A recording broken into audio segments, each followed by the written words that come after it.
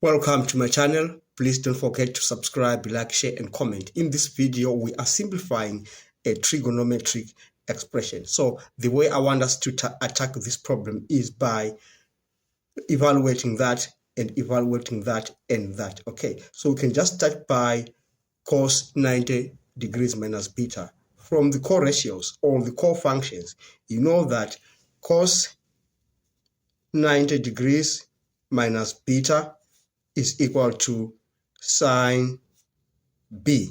It's b, not beta. Okay, now we are going to look at that one, sine 180 degrees minus b. Okay, you see, if we have a cast diagram, we have all of them positive here. Sine is positive, tan is positive, and cos is positive there. So 180 degrees, we're starting from A, going in the counterclockwise direction. We come to that point there. We've completed 180 degrees. But now there's minus b, so we go back b degrees up there. So which means sine is positive there, and then we're going to get sine 180 degrees minus b is equal to sine b, is the same thing. Okay, now let's look at this part. So we've done this, we've done that. Let's do this one. All right, now cos 50 degrees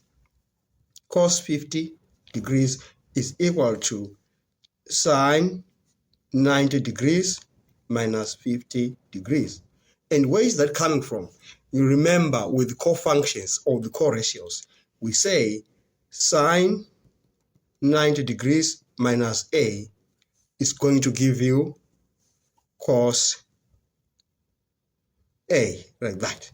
Okay, so this is the same thing. Okay, cos 50 is the same thing as sine 90 minus 50. It's the same thing when you're using the co-functions and the co-ratios. So there we are with our cos 50 there.